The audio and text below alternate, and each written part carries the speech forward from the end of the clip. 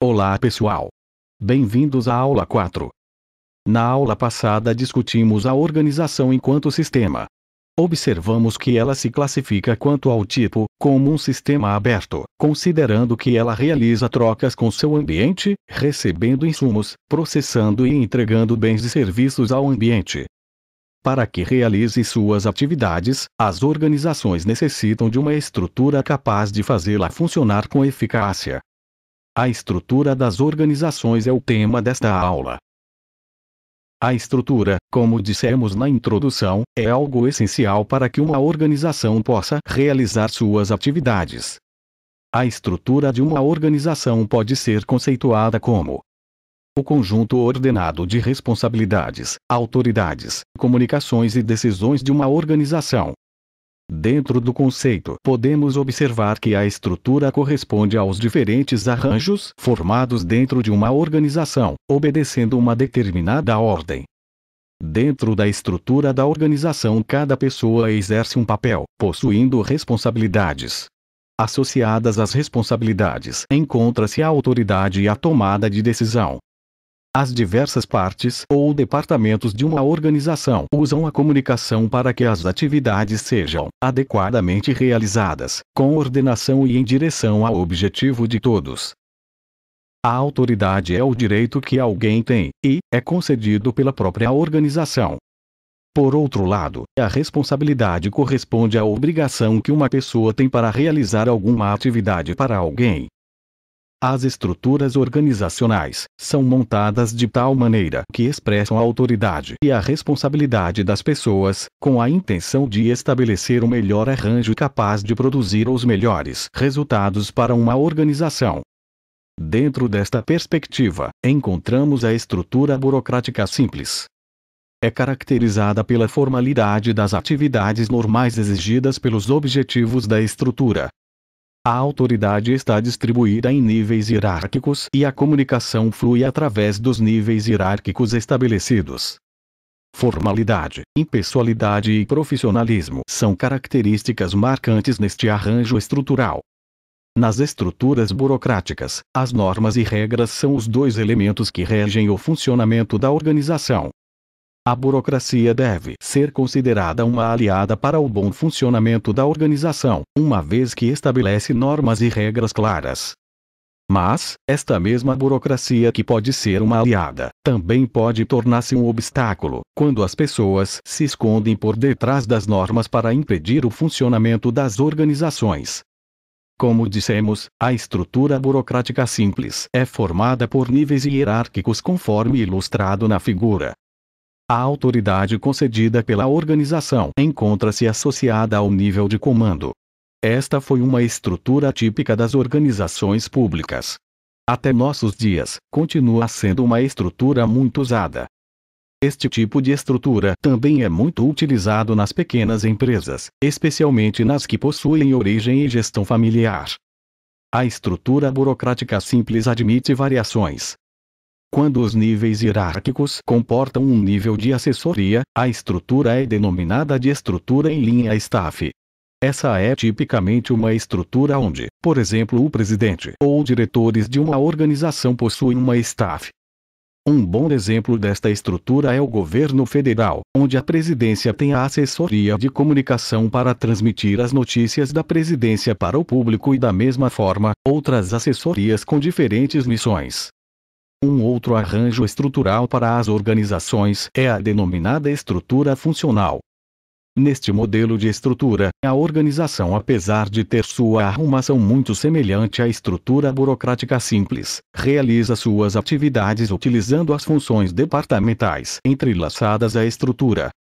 Por exemplo, podemos encontrar nas organizações diferentes unidades onde a necessidade da gestão de pessoas é uma realidade.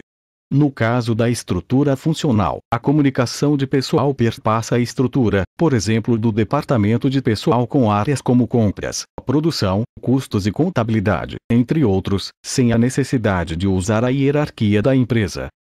Isto quer dizer que a comunicação entre o departamento de pessoal e um trabalhador de uma determinada área não ocorre, necessariamente, através da estrutura hierárquica da empresa, mas diretamente com o trabalhador. outro arranjo bastante encontrado nos tempos atuais é a estrutura matricial ou projetizada. A organização possui uma estrutura fixa, pelo menos em princípio, onde os recursos encontram-se alocados nos departamentos.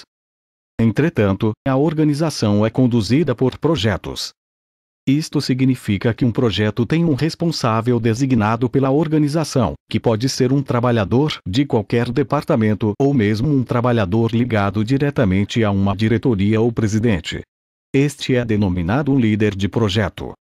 Este líder irá utilizar recursos das diferentes áreas, conforme as necessidades do projeto. Nesta estrutura, o líder gerencia o projeto com seus recursos, devidamente alocados pelas diferentes áreas. A gestão das pessoas, no entanto, é realizada por cada departamento da organização. Vamos conhecer agora alguns tipos de governo da igreja. Ali poderemos identificar o tipo de estrutura utilizada. O governo episcopal possui uma estrutura onde o arcebispo tem autoridade sobre os bispos. Os bispos, por sua vez, têm autoridade sobre uma diocese. Já o pastor ou oficial encarregado de uma paróquia local é o seu reitor. Esta estrutura é o resultado natural do desenvolvimento da Igreja do Novo Testamento. No caso dessa estrutura, o benefício da sucessão apostólica é uma realidade, onde toda a autoridade eclesiástica nasce com os apóstolos de Cristo. Observe que nesta estrutura, existem assessorias, que ocorrem por meio do Conselho Diocesano, no caso de uma diocese, e, no caso das paróquias, por meio do Conselho ou Junta Paroquial.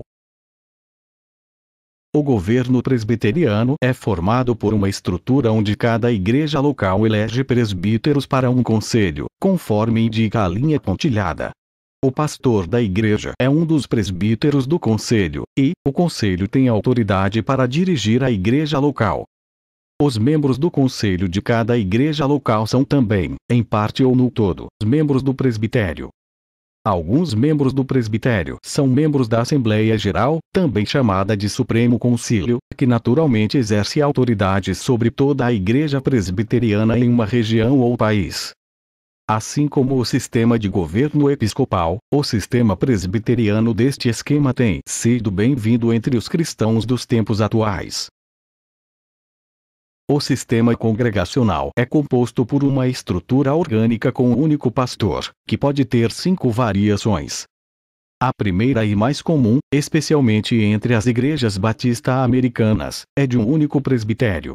Nela, o pastor é o único presbítero da igreja e um grupo de diáconos atuam sob sua autoridade e lhes dão apoio. Neste sistema a congregação elege o pastor e da mesma forma os diáconos do corpo diaconal. Na segunda variação, a figura do pastor não existe. Ele está incluso no corpo diaconal eleito pelas congregações, e este corpo diaconal funciona como um governo de vários presbíteros. Na terceira variação, de forma semelhante à anterior, a figura do pastor único também não existe. Existe um pastor titular e um grupo de pastores eleitos para o conselho. O pastor titular não tem autoridade sobre o corpo de presbíteros e também não trabalha como empregado deste corpo. A quarta variação dessa estrutura, acima do pastor existe uma junta eleita pela congregação. Essa junta governa a igreja. O pastor exerce autoridade sobre a igreja que elege a junta e o pastor. Finalmente, na última variação é conhecida como estrutura democrática absoluta. Neste sistema tudo precisa ser levado à congregação. A congregação é governada em assembleia da própria congregação e todas as decisões são tomadas nesta assembleia. A congregação considera que no seu caso não existe governo, porém a igreja é dirigida pelo Espírito Santo. Aqui nós concluímos nossa aula 4. Nela vimos a importância da estrutura para as organizações, seus principais modelos e como funciona no governo da igreja. Então, é hora de responder as questões desta aula.